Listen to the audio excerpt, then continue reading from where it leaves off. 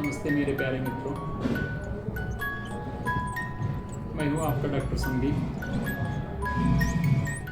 आज हम और एक फल के बारे में जानेंगे, वो है खरजूर। खरजूर को ये संस्कृत में खरजूर बोलते हैं और इंग्लिश का नाम इसका डेट्स है। तो खरजूर के बारे में आइए हम जान लेते हैं। आयुर्वेद में चरक संहिता में इसके बारे में क्या कहा गया है कि खरजूर खाने से किन किन को फ़ायदा पहुंचाएगा, किन किन के लिए खरजूर लाभदायक होगा और किन किन को एक खरजूर नहीं चलेगा। आइए हम श्लोका के अनुसार इसके बारे में हम जान लेते हैं। तो इसके बारे में एक श्लोका है चरक संहिता में। मधुरम ब्रह्मणम प्रश्यम खर्जूरम गुरुशीतलम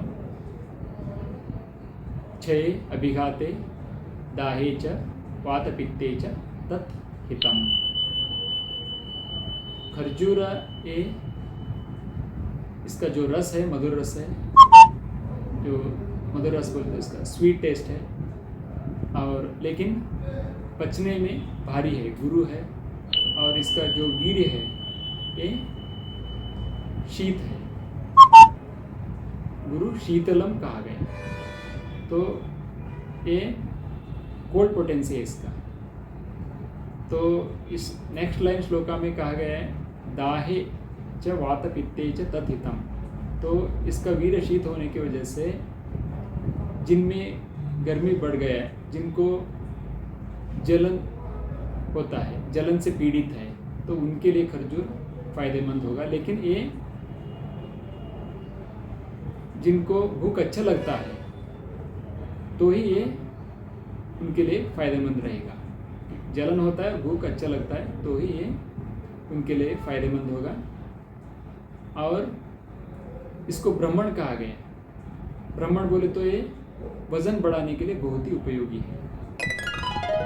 तो जिनका भी वेट कम हो गया, वज़न कम हो गया, उनको वेट बढ़ाने के लिए बहुत ही उपयोगी है, क्योंकि इसको ब्राह्मण कहा गया है। ब्राह्मण बोले तो ये खरजूर जो है रस बोले तो ब्लड प्लाज्मा, रक्त बोले तो रक्त, और मांस मसल टिश्यू, और मेद धातु बोले तो फैटी टिश्यू, फैट बढ़ाने के लिए, और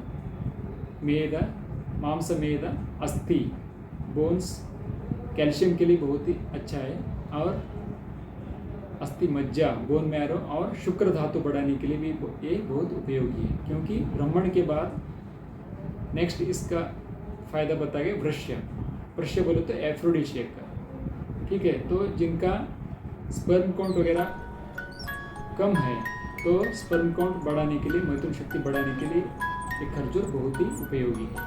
और जिनका ये ब्राह्मण होने की वजह से जिनका खून कम है, हीमोग्लोबिन परसेंटेज कम है, और अगर कैल्शियम कम है, और ये दोनों कारण की वजह से अगर हेयर फॉल वगैरह होता है, बाल झड़ते हैं, तो उनके लिए खरजूर बहुत ही उपयोगी होगा।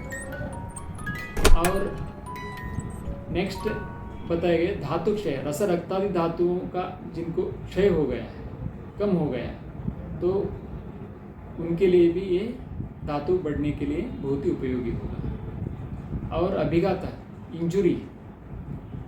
इंजुरी होके रक्त क्षय हो गया तो उनके लिए भी ये बहुत ही उपयोगी होगा। लेकिन भूख अच्छा रहना पड़ता है, क्योंकि ये पचने में भारी है, गुरु है, मधुर है।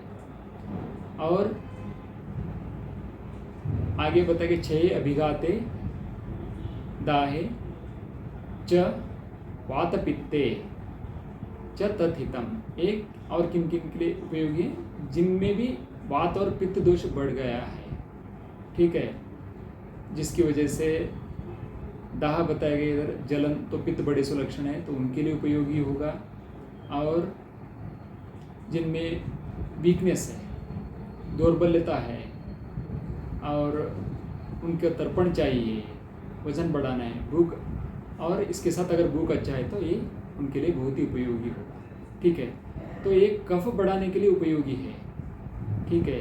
तो कफ के और एक प्रकार है, एक श्लेषक कफ बोलते हैं आयुर्वेद में, तो इसको सैनुअल फ्लूइड के साथ हम कंपैरिजन कर सकते हैं।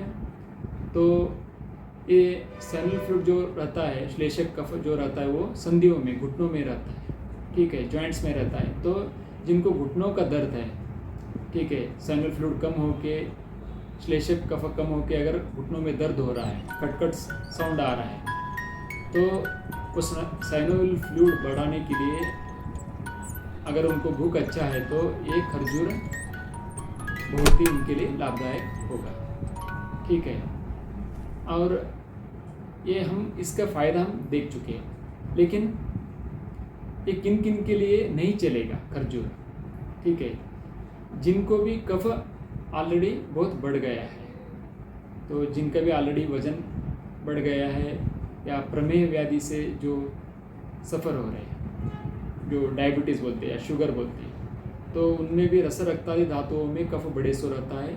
तो इसीलिए प्रमेह रोगी के लिए, शुगर पेशेंट के लिए खरजूर अहितकर होगा, उनके लिए नहीं चलेगा। और जिनके शरीर में भारीपन महसूस हो रहा है और नाक में से पानी आ रहा है, ठीक है, छींक आ रहा है बार बार कफ बढ़ के, बात बढ़ के, और सिर में भारीपन महसूस हो रहा है, तो उनके लिए भी खरजूर हानिकारक होगा, उनके लिए नहीं चलेगा, ठीक है, ठीक है। और हम मिलते हैं और एक वीडियो में और एक फल के बारे में जान लेते हैं।